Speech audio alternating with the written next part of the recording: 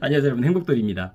오늘 유튜브 찍는다고 그랬더니 어느 귀한 분께서 이렇게 피부 마사지를 좀 해주셨어요. 감사합니다. 자, 미니멀 라이프 100일 도전, 오늘 이제 세 번째 언박싱 시간인데요. 야, 이거 10일간, 지난 10일간도요 정말 즐겁고 유익하고 행복한 시간들이었습니다. 내가 어떤 일을 하는데 행복하고 즐겁다? 그럼 도전해볼 만하고요, 정말 가치 있는 일이라고 생각합니다. 심지어 몇몇 분은요, 나도 좀 해보고 싶다, 나도 할래요 라는 분들 있었어요.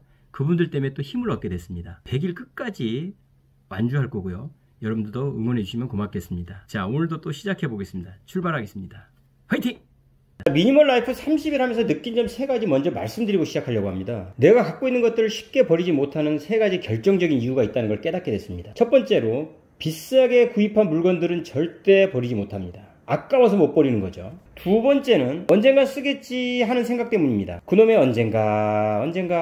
하지만 절대 아닌 거 아시죠? 마지막 세 번째는, 모든 물건 하나하나가 사연이 있고요, 또 추억이 있기 때문입니다. 누군가에게 받은 선물, 또 해외여행 가서 산 거, 또 부모님이나 연인들한테 받았던 것들, 이런 거 쉽게 절대 못 버립니다. 그래서 그 많은 물건들을 다 갖고 살아가는 거 아닌가 싶습니다. 자, 저는 이번 미니멀 라이프 시작하면서 정리하고 있는 물건들 하나하나 사진을 찍어서 컴퓨터 파일에 보관을 해두고 있습니다. 나중에 필요하면 또 보면 되니까요. 그동안 미니멀 라이프 이렇게 하시는 분들을 보니까 이 방법들을 추천하고 계시더라고요. 자, 그럼 21일차 출발을 해보겠습니다. 이날은 지하 창고를 좀 정리를 해봤습니다. 전원주택은 아파트처럼 별도 공간이 없어서 지하 주차장 옆에 있는 창고를 주로 이용하는데, 야, 이게 굉장히 어수선하고요, 또 물건 하나 찾으려면 얼마나 어려움이 많은지 모릅니다. 그런데 마침 또 동네 이웃분이 이사 가시면서 조립식 렉을 저에게 또 깔끔하게 기증을 해줬다 아닙니까? 그래서 그동안에 정리 안 됐던 것들, 또 지저분했던 것들 4개 깔끔하게 정리를 했습니다. 자, 22일차는 깜짝 놀랄 일이 벌어졌어요. 제가 지난 10년간 사용했던 회사 업무 수첩을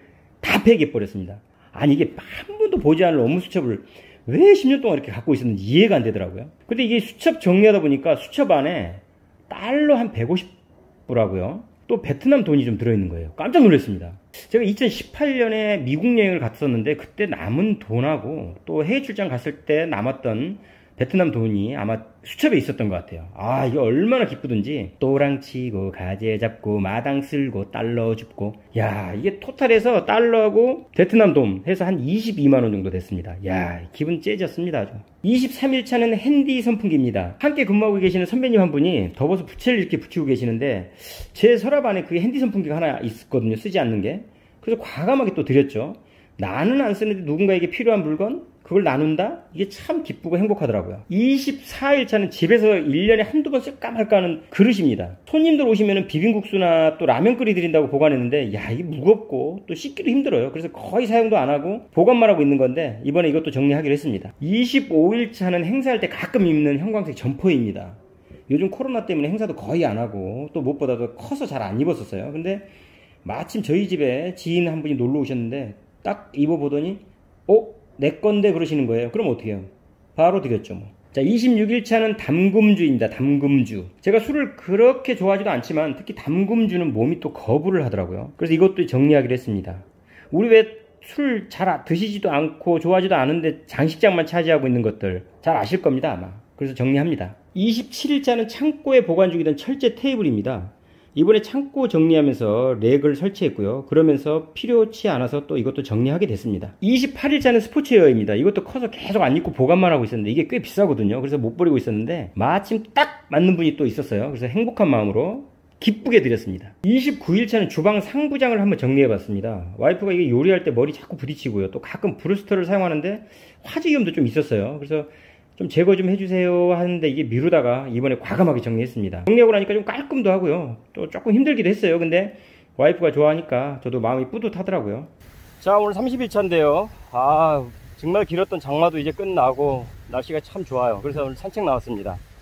자, 오늘 특별히 산책을 나오는 이유도 또 있습니다. 제가 매일 물건을 하나씩 버리는 것도 중요하지만 내 머릿속에 있는 복잡한 것들, 잡념들을 정리하는 것도 매우 뜻깊고 의미 있다 생각해서 이렇게 나왔습니다.